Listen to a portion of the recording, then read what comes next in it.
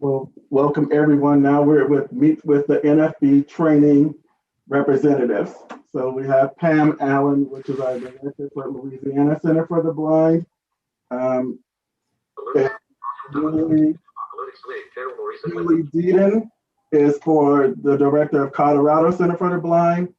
And then we have for Blind Inc., Rachel Kuntz. They're going to be our speakers today. Thanks for having us. So Pam and Julie, I haven't been able to check my inbox for most of my day, so I don't know what we worked out as far as getting started, but I'm going to assume that Pam or Julie's going first this morning. Sure. Hi, everybody. We're so excited to be here this evening, and fun to be in Massachusetts. I was telling everybody that I was coming to Massachusetts today. They were pretty impressed. Sorry, my computer is kind of noisy, so I apologize. I'm not quite sure why. Can you guys hear me all right? Loud and clear. Yes, we can. Okay, great. Thanks so much. So my name is Julie Deaton, and I'm the director here at the Colorado Center for the Blind, and I'm more than happy to go first, and then Pam, and I know, Rachel, you're wanting to finish everything up today, and it looks like a great agenda that you guys have for the convention. And I was thinking back a year ago and remembering that Massachusetts was the last convention for 2020 to be live in person. And now you're the first convention of the year in 2021 to be virtual. So it's kind of interesting to think about all that and how so much has changed, in a year's time. I'm going to talk for a few minutes about the Colorado Center, and then talk a little bit about structured discovery in general. And so I've been working here at the Colorado Center for the Blind for over 20 years, and I love being here. I have to tell all of you that, and I know we would all concur with this, Pam and Rachel, is I have such a pleasure in working with our students and seeing the growth that they make each day. We can have a student start their program, and maybe they've never traveled at all. They've not even used a cane. And then a couple weeks from that time, they already know the route, to and from the center, and already gaining so much confidence. So it's just so much fun to see the progress that all of our students make at our NFB centers every single day. And I think I'll just talk about a couple key components of training at our centers that I think are so valuable. I think the biggest key to success at our centers is the belief that we have in blind people, and knowing that people can be successful and can really do what they set out to do, and really working every single day with our students to encourage them and really show them that we know as role models that they can do whatever they set their minds out to do. So I am going to focus a little bit on the residential component of our programs and talk about why I feel the apartment setting is very essential for training. Our students live in apartments, and they do in Louisiana and at Blind Incorporated as well. And in living in apartments, they're utilizing the skills that they're learning every single day in training. So they're traveling to and from the centers. They're cooking great food, or usually it's great. They are doing all kinds of things at their apartments. And not only are they building upon the skills that they're learning during the day, but they're also traveling, in the evenings, traveling on weekends. They are getting together. They don't get to quite get together maybe as closely as they once did, but they're still doing that even during this difficult time with the coronavirus. They're getting together, talking so much about themselves, about their lives. And I always tell our potential students when they call, if they choose to come in for training, that it will change their lives and that they'll build relationships with others forever, because that's really what does happen at our centers. So I think that a residential component where people are living in apartments is essential. I also think sometimes we've had students, I've spoken with students that are considering coming for training that are in our adult program, and they'll say, well, do we have a curfew, or do we have, what limits do we have? And I always say to them, we treat you as an adult. You are here for training, but we treat you as an adult, and we have high expectations, and we know you'll be in class on time every day, that you'll fully participate, but we don't set limits. We don't have a curfew for when you need to be at your apartment or anything like that. Again, I feel like the residential component of our programs is really, really valuable. And just one more thing about the Colorado Center for the Blind, I'll just let you know that we're located in Littleton, Colorado. And so we're just south of the Denver area. And it's really nice because the city of Littleton is very small, actually, where we are. There's a downtown little area, and it's kind of like Mayberry. If you guys ever watched the Andy Griffith show, kind of there's a main street and things like that. So it's very fun, but you can definitely go and visit the downtown Denver area and everything as well. So I'll just turn this over to Pam, and I know we will we'll have plenty of time at the end for questions. So thank you again so much for having me this evening.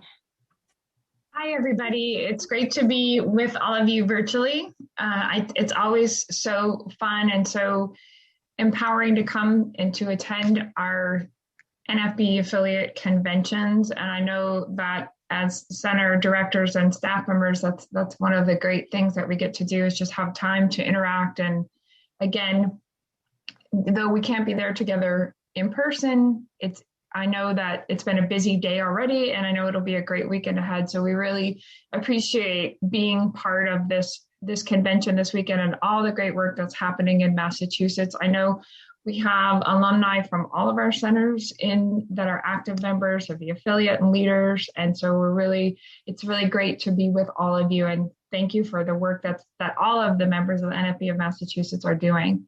So I want to just share a little bit about our program. And I also, as you'll notice, we're kind of talking about some themes that we share that make our centers unique and successful. And so I've been the director of the Louisiana Center for the Blind since 2001. And it has definitely been a challenging and rewarding job that always helps me to be a lifelong learner. And I learn every day from our students and our staff and our alumni. And I am very grateful for that opportunity. Julie mentioned a key piece about the residential aspect of our programs and how important it is for our students to have the chance to apply the skills and the techniques that we're learning during classes at our apartments and really cement the skills that are being learned during the day. I want to talk briefly about another key component that we share that is really critical to the work that we do. Two components, actually. One, first is our emphasis on learning non-visual skills. And so as some of you may know, or maybe you have heard a little bit about, I know some of you may be familiar with our training centers and some of you are here to learn more. We use learning shades. And the idea behind learning shades is that even if someone has some residual vision, even a little bit, and as we know, most people who are legally blind have some usable vision, even if it's light perception. It can range widely, obviously.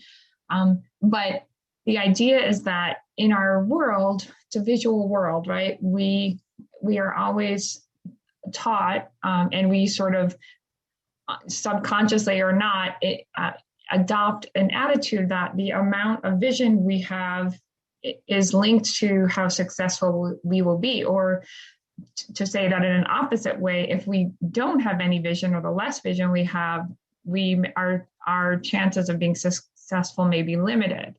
Now, obviously, in the National Federation of the Blind and our training centers, we know that is not true. It's irrelevant how much vision a person has or doesn't have.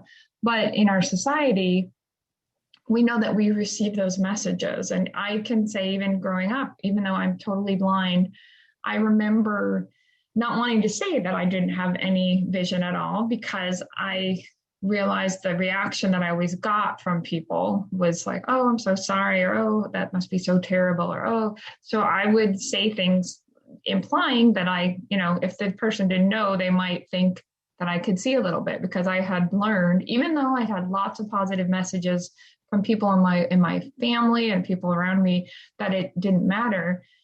I had picked up, generally speaking, that the amount of vision a person had was important. And so in our programs, we know that that is not a relevant fact. And so by using learning shades, our students learn, and it's a process.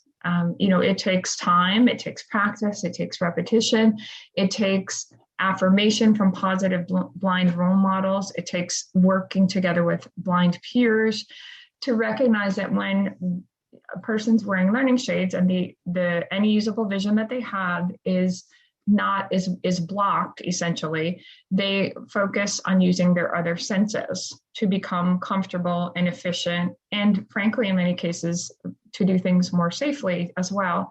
And there certainly is nothing wrong with using usable vision.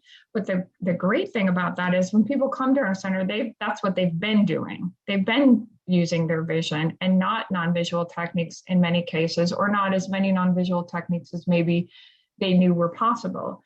So when the learning shades are off, a person can then make the choice to decide what's the best combination to use to take the things that they use, to combine the non-visual skills with the usable vision they have, or maybe to choose a non-visual skill. And so it gives a person a much greater sense of confidence and a much greater sense of control when there is a choice, because what is fear-inducing is not thinking that we have choices, to think, oh my goodness, if this vision changes, if my vision worsens, or if I am in a place that's dimly lit and I have an eye condition that prevents me from seeing in those types of situations, I just need to avoid those situations. Or if my vision changes, I'll have to give up the life that I have. We know that's not true from years and years of lived experiences by blind people. And so since our programs are 6 to 9 months, a person has the chance to be introduced to learning shades, to really work through and practice again and again, not just be introduced to skills, because if someone just wears learning shades for a short time, it can actually have the opposite effect. It can solidify negative attitudes about blindness. But because our programs are 6 to 9 months, a person has the chance to really refine and perfect the skills. And of course, learning is an ongoing process, even after a person graduates. But by the time someone completes the program, they have the skills that they need. And even if their vision never changes, if it remains exactly what it is that very moment, they will have a much more robust toolkit from which to choose to decide how they can accomplish tasks, whether it's in their personal lives, in their professional lives, comfortably, confidently, and competently as a blind person, not worrying about what what type of vision they have. So learning shades are a big piece. And I will tell you, and you can talk to our graduates and, people, of course, know before they come to our centers that we use learning shades. That's not to say that people aren't nervous about it. Of course, they have some questions and uncertainties. And that's not to say that sometimes they aren't challenged at times to keep their learning shades on, but they are, remember, immersed in a positive environment where other people are on that same journey as they are, and other people are farther along the journey, and they're receiving help to work through what is it that makes me feel nervous about using learning shades. And also to realize that there comes a point in training when a person realizes, wow, I don't even think about wearing these anymore because it's so common now for me to use non-visual skills and to feel comfortable about it and not to feel self-conscious about it. And to recognize that the skills that I'm learning in my classes are not inferior because they're non-visual skills. They are equivalent and sometimes far more efficient than depending on vision, which might be unreliable or not always dependable. And so that is a huge piece of it. And again, the non-visual training, it's about the skills, but it's equally about the belief that the amount of vision a person has does not determine how successful or how happy or how content they will be in life. And in our centers, we have a core curriculum. As a person who comes to training at one of our centers understands that we have a core curriculum, and that though within each class, a person may be doing different things because obviously everybody starts where they are and moves forward. The core curriculum, you can't just come and say, I only want to take technology. That's all I need. In our centers, our core curriculum involves Braille, it involves technology, it involves cane travel, it involves living skills, which covers cooking and cleaning and time management, budgeting and grocery shopping. It may involve industrial arts or some kind of home maintenance course. It also involves seminar or philosophy class where we talk about different things about blindness and how we as blind people understand that our blindness won't stop us from living the lives that we want. And how do we really come to understand that if that's not really how we feel about blindness? Maybe we have questions, maybe we're uncertain, maybe our friends or our family members don't understand blindness. How do we help them to recognize that we're the same people except for just blind? How do we help employers understand that blind people are outstanding employees and that we can be competitive in different jobs? How is blindness portrayed in the media? How is blindness portrayed in literature? So our seminar classes, our philosophy class is a really important piece of our program. And we also offer classes that, depending on what a person's goals are, maybe a person is planning to go directly to employment once they finish the program, or maybe they want to go to some kind of additional education like college or graduate school, or maybe they're seeking their high school equivalency diploma. So we have options for our students. Maybe they want to work, maybe they're English language learners and they want to work on that area. So depending on what the person's goals are, we have members on our staff with whom students work so that they can achieve the goals post-graduating from our program. We also network with many different community resources, whether that be for mental health counseling, nutrition counseling. Some of our students may have additional disabilities. They may need physical therapy, or they may need some other kind of support services. Maybe they're diabetic and they want to meet with a diabetes educator. So we work with our students to help them understand how they can access services in the community so that when they finish our program, they have the skills and the confidence that they need to continue those services if they should still feel that they would benefit from them.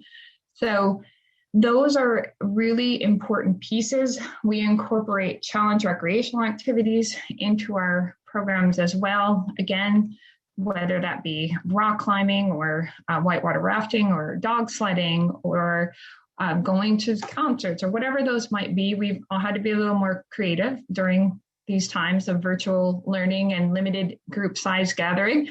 But but we incorporate our confidence building activities into all aspects too. And our students are a huge piece of the work that we do, our current students and our former students. And we cannot thank enough our students and our staff and our graduates, who really are the best ambassadors for the work that we do, and who constantly challenge us to grow and to continue to build and strengthen our programs every day. So I will now turn it over to Rachel. Thank you. So I do want to thank Massachusetts for, inviting us in. This is fun. When I took this job at Blind Inc. about a year ago, I thought, man, I'm just going to travel around all over the country, and I'm going to get to go to all these conventions, because I really enjoy the people part of conventions, getting to network and meet new people and have a laugh or two. And then COVID-19 came about. But one of the cool things is that I've actually gone to far more states than I probably could have had I not been locked into air travel all the time. So that's kind of a nice side effect, nice little business, great little side thing.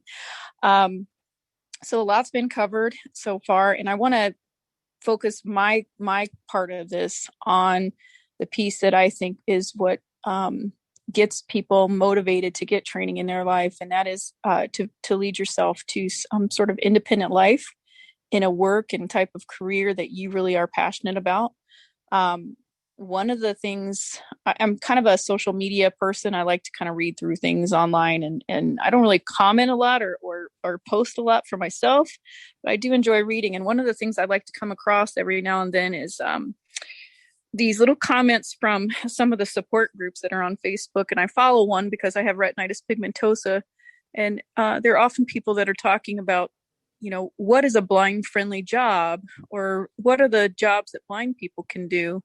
And I always find that a really fascinating question, because there really aren't any jobs out there that are specifically for blind people. They're all jobs that somebody, some way along the way, has made them accessible or came up with creative ways to make the job accessible. And so what I always try to gear people towards are looking at your own skill set, your own personal interests, and your current talents, and what kind of time you have in your life in order to achieve what you want to achieve. And in order to reach those specific goals, you have to really think about what makes a person successful at work. It isn't just a matter of learning how to cook or clean or prepare for parties, or even learning how to use JAWS. It's that whole combined atmosphere, that whole person. I have experienced a lot of different training options in my life, and I know the distinct differences between them. While I don't think that one training option is the only choice and the best choice, because everybody has to do what's appropriate for them. But I believe the distinct difference between a structured discovery training center and your traditional vision-based, route-specific type of training is that it's not limiting. For example, I came into Blind Inc. I had a goal of becoming a grant writer, and no one looked at me crazy, like, grant writing, that's insane. All the websites to do research on, most of them are not accessible. How are you going to figure out how to navigate all that? I had to really, kind of prove to my state agency that this is something I could do, even though they'd never heard of anybody doing grant writing before that's blind, which, that's just a lack of information, because there's plenty. But when you go to a structured discovery training center, it's about, from day one, building that sort of problem solving about, okay, I want to be a grant writer. What are the limitations I might face? What kind of accommodations do I need to secure for myself? And being able to answer those and articulate that to somebody that's trying to hire me is really important. And you get that by focusing in each of these classes throughout the day and for those many months on developing that that other part, not the blindness skills part, because you're going to get that, but the part about self-confidence and your positive attitude about yourself and your philosophy on blindness. Those are the things that make you empowered in order to be able to get work and stay at work. Because we don't believe at our training centers that you should just go for the easy. What you have to go for is what you're passionate about and what you believe in. And if that means going to college afterwards, we support that. We work towards making sure that you're able to focus on those things. Most of us have a sort of college readiness component to our programs, and we focus on making sure that you have all the aspects of being able to be successful at college, which includes that social networking. Because I frankly believe that college is really the key thing about college is that opportunity to develop all those networks that you need in order to be able to find work later. And then if you're looking for work, we don't turn you away. If you say to us, I really want to be an EMT, a paramedic. I know I can't drive the truck at this point in time, but let's explore, what are the key aspects of that job? What can we determine about that job that you make a good fit for? And start looking into just different variations of the work. Can we do the same work without driving? It's highly possible. So we explore all aspects of it, turn it inside and upside down, and figure out what it would take to get that done. We meet with other people who may be doing similar things in the just nationwide, networking through our channels, especially through the National Federation of the Blind, and we get you ready. We get you empowered. We get you ready. There's a big fear factor when you sit in front of an employer and you've never worked before in your life, or you've worked plenty of years, but you've never done it as a blind person, and you don't know their computer systems. You don't know, what kind of, do they rely all the time on paper? So when you're sitting in front of that employer and they ask you questions, specifically, where they're sort of hinting at, what are you going to do? How are you going to do this job? When you come through a structured discovery program, you pretty much are armed with the information you need to say, hey, you know what? Let me tell you about a time that I made a meal for 40 people. I planned everything about that menu. I was responsible for making sure people did certain tasks of that menu. I shopped for all the products. I stayed under budget. When this situation came up, which was really, would have set back anybody, I was able to figure out a way around it. So that's the kind of attitude and values I'm going to bring to work here. I'm going to be a person who takes on big challenges and is able to rethink how to get things done, even in the face of adversity. I think the other thing I'd like to mention is, during COVID-19 in particular, when the whole, when nationally all these places shut down, nobody knew what to do. With our thought process on problem solving, we got together and figured out, how can we make a training program work during a time when we don't know from 1 minute to the next whether or not we're going to be in person or we're going to be remote? And the power that it took within all of us, like we're all blind people and we're like figuring all this out. And that kind of stuff is so special. And it creates a sense of, with the students, even how empowering that is. I mean, one of our students who finished the program up when we were not allowed to work in person, was able to use these skills they got from working virtually to being able to apply that to a job over the summer, and made them very successful. And they were actually better able to even be supportive to everybody else who had never even experienced remote work before. So we essentially prepare people for really a long life of not having to stop everything in your life to go back and get retrained again and again and again, to be ready for that lifelong adventure. You may need something here or there, maybe you need to get training on a new piece of technology that you didn't know how to use before, but overall your problem solving skills will put you in you'll be able to compete with people all over the country and move wherever you want to and do whatever the heck you want to. So that's what I always stress to people, just having experienced both types of training centers, that there's an empowerment approach when it comes to structured discovery that it's just not duplicated elsewhere. I've lived it, so I know. I don't know if there's anything else we'd like to cover about our structured discovery before we open it up to questions, but just wanted to leave with that thought that, we make it possible for people to do whatever they're thinking about. So, yeah. Oh, and I forgot to say that Jennifer Kennedy would have loved to have been here tonight, but she's actually enjoying her first day off in, I think, a few months. So it just happened to coincide with the Massachusetts convention. But I get the honor and privilege of talking to you. So hopefully I'll be good enough for the crew here, but she does send her kind regards. So we would love to answer questions that anyone would have.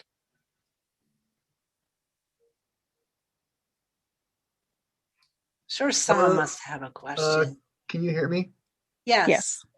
Okay, so about the Discovery program, is that for just people who are out of college, or is that for people who might be taking a year off from college? Like, what is that program intended for? Oh, can I say my line? I love to say that the person that's right for this program is you, anyone who's on this call. If you are over the age of, for the adult program, if you're over the age of 18 and you're legally able to work and you have the support of your state agency or even your family or yourself, you are the right person. There's room for everybody. So we have students that range in age from 18 up to, they could be 100 if they could handle the program. So it could be any age.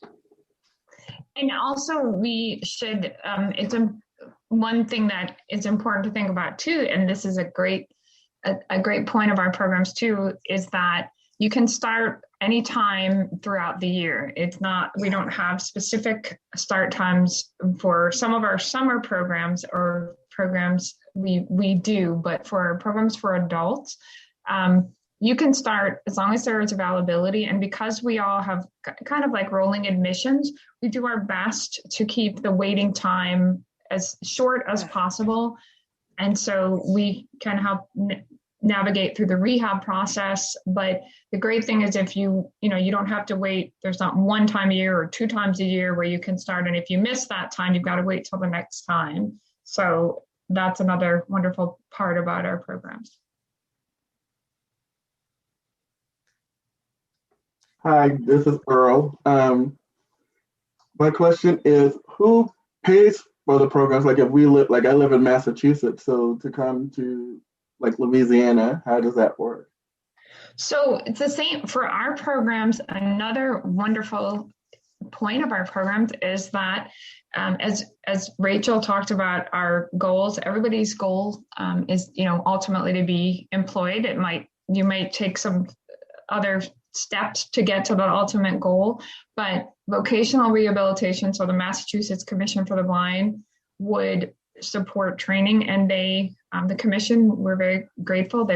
We've all worked with the Mass Commission and over the years, and so we appreciate that partnership that our centers have to take referrals from the commission. So you would reach out to your rehab counselor and talk with them. Now, sometimes rehab counselors are aware of our program, sometimes they are not. And so you might be introducing, that concept to your counselor for the first time. But that's where we can all help step in and share information about our programs and also talk with your counselor. But your counselor is going to want to know why, ultimately remember, the commission and all rehab agencies, their goal is to provide services and supports for independence and empowerment so that ultimately you'll be employed. So it's important to think about that employment goal. And you might change your employment goal after training, like Rachel was talking about. You might discover new talents that you have, or you might think a job was off limits to you because you were blind, and then you go through training, you realize that's possible. So that's fine. Your employment goal can change as a result of your experience, but the the great piece is training is one of those services that rehab agencies support to help meet that goal. So you don't have to worry about, the only expenses that you would have would be your food, your personal expenses while you're a student, but your tuition and your housing are covered through vocational rehab. Okay, thank you. Mhm. Sean Calloway has a question. Great. Hello. Hey, Pam, Julie, Hey. Rachel. How y'all Hey, doing? Sean. Good, how are Great. you? Great. One of the things I always marvel at with the training center is the camaraderie of the students who graduate. You always see sort of the pride they take of coming out of these training centers. One of the questions I have for you in regards to recruitment, do you often use them, assist them in recruiting individuals who may have some apprehension of coming to your training centers, or maybe speaking to counselors at different agencies in regards to the importance of training these, participating in training at your centers? Definitely. Yes, we do. You're right. I mean, people love to talk with our graduates because who to better hear from than the student, than the graduate that's gone through the program, and to really talk where they can hear about that person's experience. And I think probably for all of us, a lot of our referrals come to us because a former, a student was speaking with their friends and talking about their experiences. And then, we get referrals of other people that would like to attend training. So I feel like our alumni, they're just so valuable in so many ways. Definitely. I would say too, like our alumni, many of our center board members are made up of our alumni. We are often, our alumni help, particularly if they have worked with a particular state agency, they might have, suggestions on networking. Our alumni are also wonderful for our current students, say, oh, I'm interested in a job in this field, or I have a question about that. And we can connect them through the NFB and with our alumni so that they're hearing firsthand, from someone who's in the field in which they are interested, or who might have a job lead, or, maybe is a parent of a blind child, or whatever the case might be. And so it's as far as, recruiting, and then also supporting post-graduation on maybe, they were interested in a certain college. And so it's just so many different resources that our alumni, I always say, are just the best part about who we are. Wonderful. All right. Well, y'all have a wonderful weekend. Oh, I'm sorry, Rachel. Were you going? I'm going to say something, Sean. See, I'm sorry, I have Rachel. to say something. I'm sorry.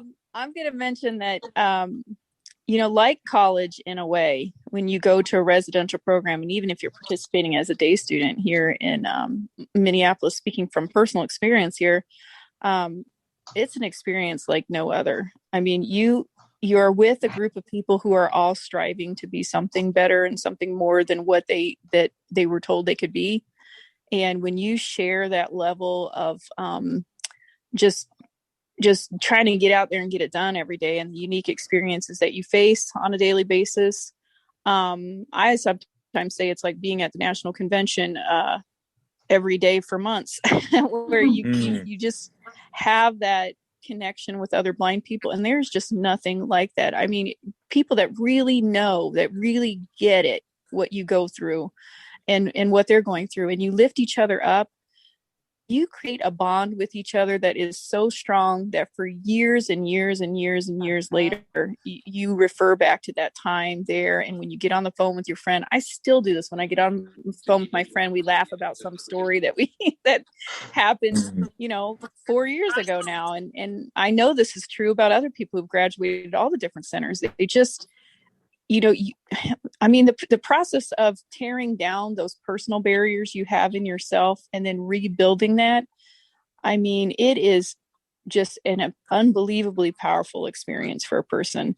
And so then you just want to be able to give back to somebody that gift that you were given. You know what I mean?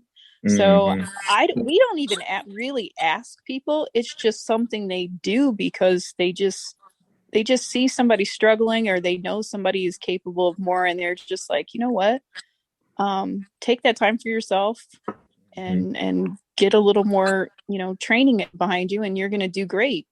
They just want people to have that experience. So, and I think I wish we could duplicate what we do here everywhere, because we could never serve all of the people that could use structured discovery training. But it is just a powerful experience, Sean. Hopefully one day you'll come do it. No. You know, I'm just joking. no, and look, my wife visited the Louisiana Center, and when we left, she told me I need to go there. That's what she said. So I have a question for you guys. Yep. Wait, Elizabeth has a question. Oh, let her go first. Thank you. I just want to say thank you for everyone who came here. It's been so wonderful to hear about the centers. My question is, I'm a guide dog user, so I was wondering if you have students that bring their guide dogs to the program. Absolutely, but at Blind Inc., you can use the guide dog when you're not in training. During training, the guide dog would be kenneled so that you can focus on learning how to use that white cane and doing the other non-visual tasks. So, but the guide dog is welcome to come to the training program. It is a little challenging for the dog to sort of rest and not participate for the day. So you'll have to think about that in your own guide dog's personality type and how they feel about, knowing you're around, but not being able to assist. So what happens usually is that people will just, during our breaks between classes and at lunch, they take the guide dog out for a stretch and sort of give it attention and everything. But, during class time, it's all about those non-visual skills, your own self-empowerment. But we've had plenty of guide dogs at our center. And that's true for all of us, all the centers. We have a similar policy, all three of us. And I can say personally, when I was a student at the center, I had a guide dog at the time. I don't currently, but I did then. And so my experience was exactly what Rachel described. And I found that it made me a better guide dog user when I finished my training, because I was a more confident traveler in general. So regardless of if you're using a cane or you're using a guide dog, the confidence, the problem solving skills, just the experiences of traveling in lots of different settings, and, most, like many things, and all of us have kind of alluded to this in different ways, but having the skills, that's important and very, very, very needed. But if you have excellent skills, but you don't have belief in yourself, and then you won't really ever use those skills. So I think in my personal experience, and I've seen that in our graduates and graduates of Blind Inc. and Colorado Center, that they, that strengthens the bond of the team. I feel the same way, and I feel like we've all had many students that have used dog guides, and it works so well, because you can imagine it can simulate work in a sense too, is using your dog to and from the center. Then the dog is in a safe area during the day while the student have full training, but you are taking your dog out, as Rachel said, breaks and lunch. So it's really, I have found that our students and also their dogs, they get really comfortable with it and very used to it, and it works out really well. Great, thank you. Kenya, you can unmute yourself. Is it my turn? Yes, Kenya. Yeah. Hello, this is Kenya. Sorry about the ringing. It just started ringing. My question is, if you had day training already, will you still be able to come to y'all centers?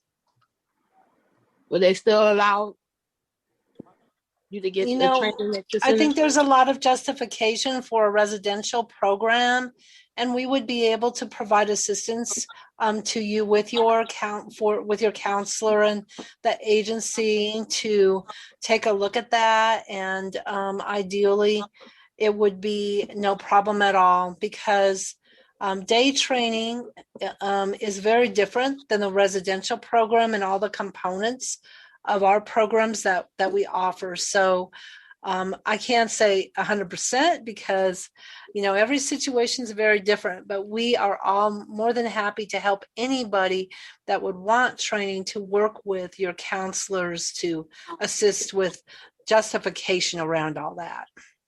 So I don't Okay. know. I don't know where the day training was that took place for you, but I will say this because that's the underlying question. I think is, if I've had training before, will they support me getting training again? And the answer is, if it didn't work before, you are not limited by like number of hours they've spent or number of dollars that they've spent before.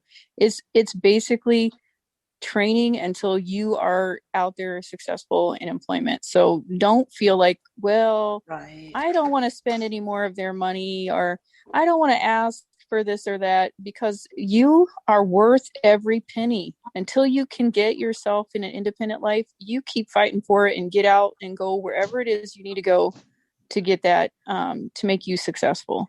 And don't limit yourself. And I think Okay, too, I thank you. mean, I'd say too, be prepared for if you have been for training before and that might be a question.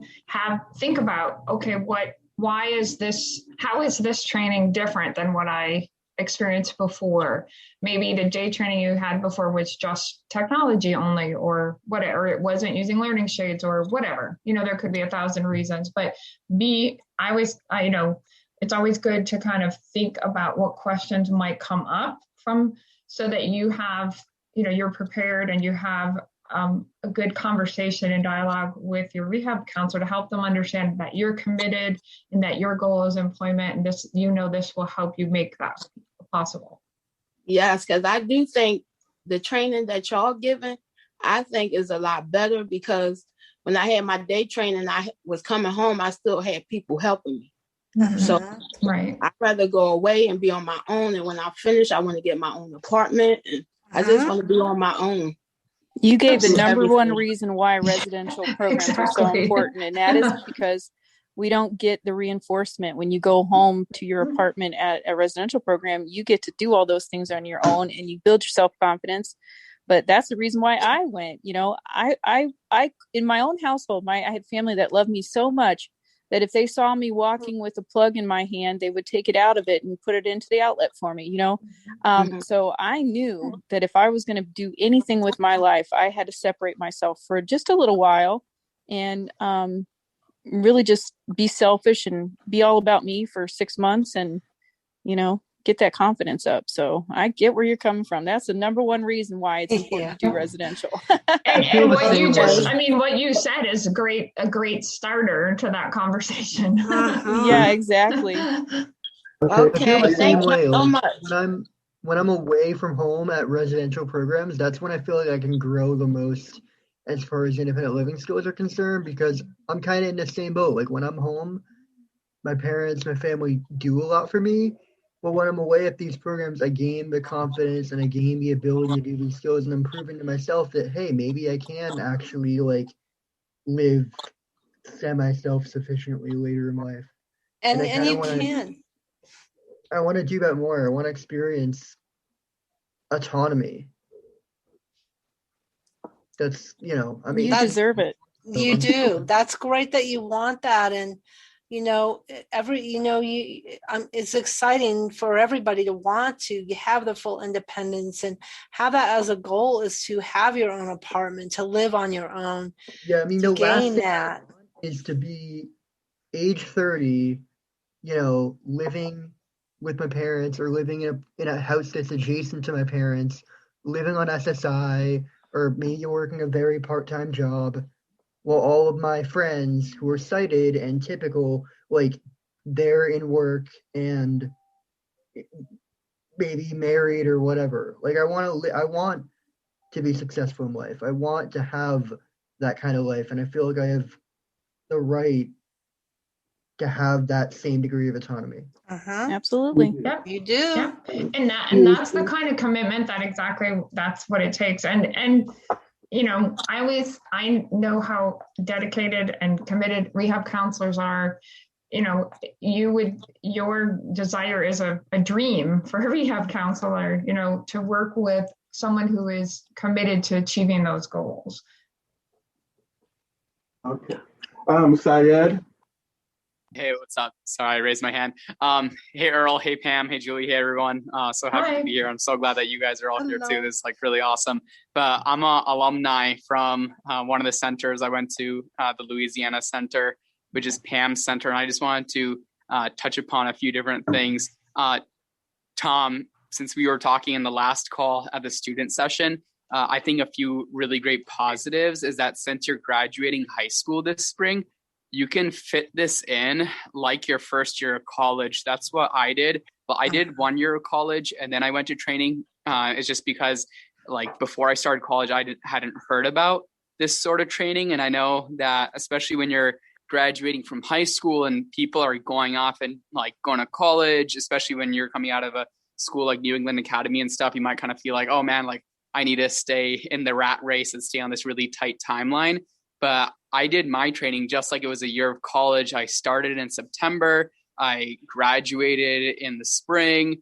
And another aspect, Tom, that you were talking about in regards to being that really independent blind person, you know, you and I have been through similar programs for training within the state of Massachusetts. And you used a term like self-sufficient. And that's kind of how those programs in Massachusetts are structured. And that even though they are quote unquote residential, there's still like a lot of hand holding. There's a lot of sheltering that takes place. And I feel like the big turning point for me was that when I went to my first national convention and I interacted with 3,000 other blind people in a hotel, I thought it was really useful to meet with two different groups of people. And I thought it was really valuable to meet with the group of blind people that I really wanted to be like one day, the ones that were, you know, living their life to the fullest. They had families, they had jobs, they were really happy, they were like completely independent. They were pretty much doing everything they wanted to do, and blindness was not limiting them at all whatsoever. But I also thought it was really useful meeting blind people who were limited by their blindness and were not necessarily able to do everything they wanted to do. And they're pretty candid and open about that. And they even admitted that they were struggling. And I looked at the one thing that differentiated those two groups of people. And it was pretty clear that it was going to one of these training centers made the really big difference. And then Earl, just touching upon your situation as well, just because you and I have known each other for the last year. Yeah. Since you and I both have residual vision, I think the learning shades that Pam was talking about are so helpful because it really gets you accustomed to not having vision and not being dependent on the residual vision that you have left. Like I remember since Rachel brought up plugs and outlets, I remember since we were rooming together last year, not to call you out, I remember you're like, oh man, like I need to take out my magnifier and turn on all these lights and try to find a plug. I'm like, come on, man, like we can just feel around, like we can find these plugs. It's not a big deal. So I just think that, you know, if I hadn't gotten the training center, maybe, you know, I would have been in the same boat and been kind of more dependent and been like trying to find plugs with my 6-inch magnifier by turning in all the lights. And I thought it was really funny too. Like my dad walked into the hotel room too, and he was just like, Earl, you need training. So it was just like a great experience just because he also saw before and after training how different things were. And just a really quick funny story. So I don't want to take over the entire call, but I got married last summer, and whenever my wife needs to plug in her phone to charge, she like turns on the lights in the room, and she's totally sighted. And I'm just like, man, sighted people can't do anything like without light. You know? It's like, come on, just feel around. Like you plug in your phone to the same exact place every single night. So yeah, that's funny. I think you made me think about something that it's Rachel. You made me think about something that I think that, in the National Federation of the Blind, we throw around a lot of thoughts and concepts that may be a little bit foreign to people. The concept of, blindness isn't the characteristic that defines you, that kind of stuff. And we use those words, but then I was, when I first came to the National Federation of the Blind, I was left thinking, like, how do I get there? How do I get to that place where it doesn't define who I am? Because everything in my world says that it does. And that's when I, just took a chance on a training center and realized, through just trial and error, and just doing things over and over again and accomplishing big goals and reaching those, really big milestones in my journey, that's how it becomes a characteristic. And it just blew my mind when the person I was at the beginning of training to the person I became at my graduation, world's different, and it just sort of creeps up on you. You don't even realize it's happening until it's the end. And you're like, wait a minute, I really thought that at one point in time. You just, yeah. So we're how you can get to where all of those lines and big phrases that we like to use in the NFB become possible.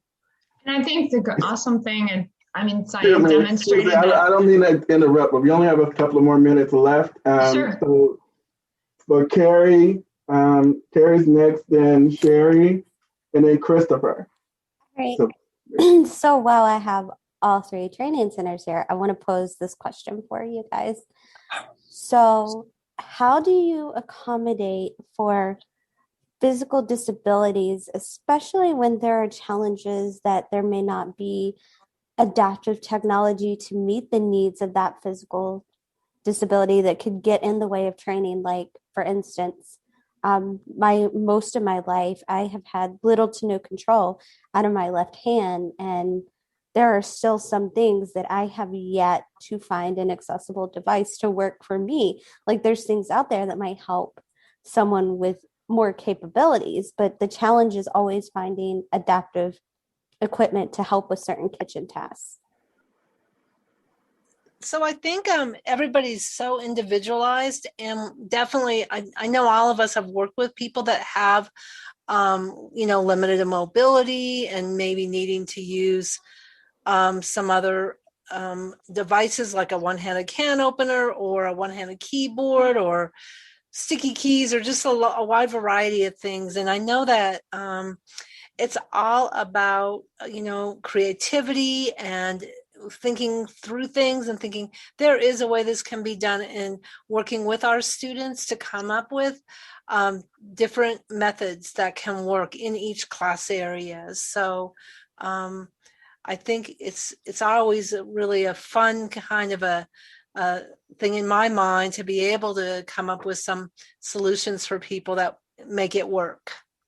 And I think that's the key thing is problem solving. We talk about that a lot. We just talked about that in the example of the outlets, and everybody is gonna, like you said, what might work for one person may not work for somebody else, but sometimes you don't know until you try different things. And so it just takes problem solving and figuring out what's going to work best in different situations. And I think, as Julie said, that's something that we have all experienced in different ways. And so that should never be a deterrent to, to not coming for training.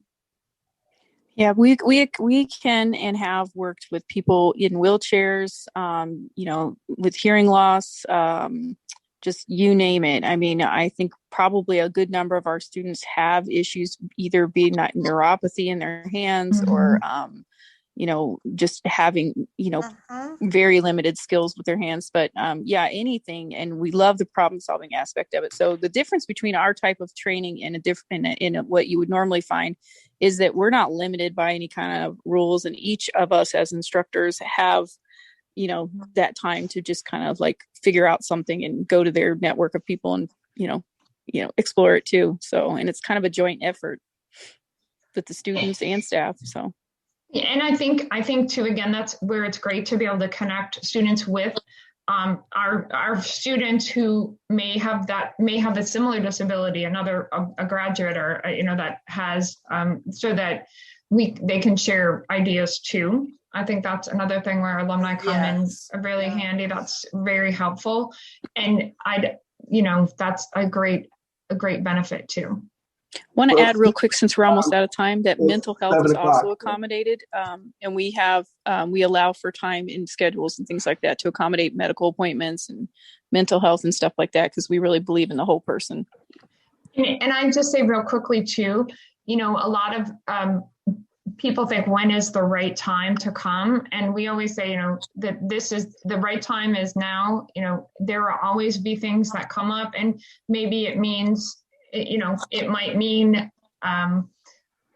making some choices that are difficult or rearranging a few things, but we are all really creative in working together. Or if maybe, you can come in 6 months or whatever. The idea is that a lot of times people spend time agonizing about whether or not to come for training, and time continues to pass by. And so if there are questions, like if you have an unusual circumstance, talk to us about it, and we can brainstorm some ideas and decide when is a good time. If you have kids, or you have family members that you're taking care of, or you have school, you have a job, or whatever the thing is, I can promise you we've worked with lots of different scenarios, and we can help you make a plan, even if it's, sooner or later, but not so later that it never happens. Yeah. Well, I just want to take the time to thank you, all three of you, for speaking with us. And we look forward to talking to you guys again. Thank you for share our having contact us. information, and thank you Thanks for having us. Thanks, everybody. Have a great Thanks, convention. everyone. Have a great convention. Enjoy.